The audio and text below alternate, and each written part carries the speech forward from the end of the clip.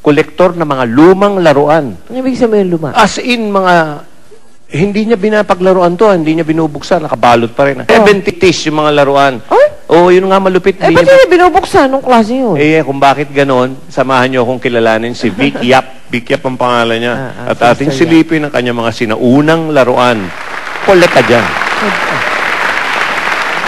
Kahit anong kantyaw ang abutin, itong si Vic, di na maaawat. Hindi ko talaga matiis eh. May edad na, pero di na siya matigil sa kanyang hilig. Gagalit na mga wife ko. Tatay na siya, pero nag-aastang bagets pa. Sabi yung tanda-tanda na naglalaro pa. Ito nga exact words. Teka, bago kayo mag-isip ng kung ano-ano, ito ang kinalulukohan ni Ginoong Vic Yap. Ang kanyang koleksyon ng mga lumang laruan. Yes, mahilig talaga ako sa old toys. Ang mga action figures na ito ay nilabas noong dekada 70 pa, pero maayos pa ang kondisyon.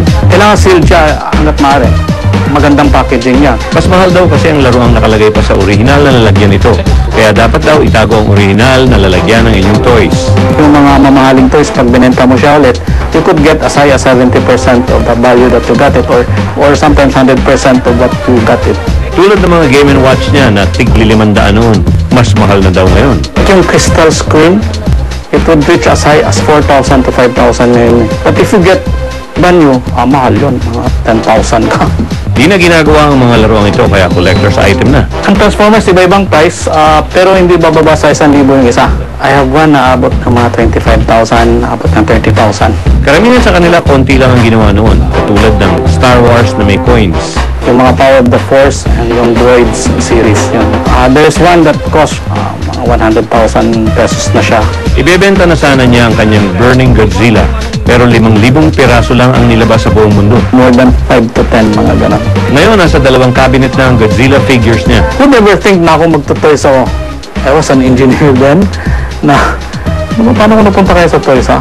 Halos nabuno na ang 3 kwarto ng kanyang koleksyon. Transformers, Thundercats, Star Wars, Teenage Mutant Turtles, Tiger Shark, Defenders of the Earth, Team, Crudgers, Centurions, Dune, Secret Wars, Superpowers, Gremlins, Ghostbusters, Game & Watch, Robotech, Godzilla, Inspector Gadget, Dungeons and Dragons, Beast, Visionaries, Clash of the Titans, Brave Star. Sanay daw kasi siya na itinatago ang laruan na nakagawian nung bata pa siya. My mother used to buy me yung mga teen toys. After playing with it, ilalagay sa display cabinet yun. Hindi ko na malalaro ulit yun. Nagsimula siya dahil sa mga lumang Star Wars na tiyempohan niya minsan sa Green Hills. First class basurero ang tawag niya sa sarili na kung saan-saan nakakarating para maghanap ng koleksyon niya. And whenever I find one, hindi ko ma-describe yung satisfaction na nafe-feel ko. At nire-research pa niya ang history ng bawat laruan. It entails a lot of mga readings and experience kung ano talaga yung mahirap at ano yung mahal na.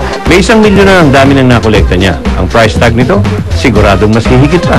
Wala siyang planong magbenta o kaya ay tumigil na maging basurero ng mga lumang laruan. Dahil ang kanyang milyones na laruang nakolekta, napakagandang pamana. Itong mga toys na to, ako to eh. So ito yung legacy ko nga, sad. And sana, huwag naman lang ibenta agad. Nakakatuwang makita kayong tatlo tapos nandiyan si Joey De Leon, ano? Kami nagpapasalamat dito kung hindi sa Apo, baka walang Tito Vic and Joey. Ganon! Pares-pares ang kakanta. 1 milyon ang target na pera. Partners na may gap, bida kontra bida sa sininovela. 2 ng Dada Who, Friends, Idols, at magina sa isang soft drink can. Wait lang, ang nakaupo sa katayan, nagtatarayan. Panahon mo, no?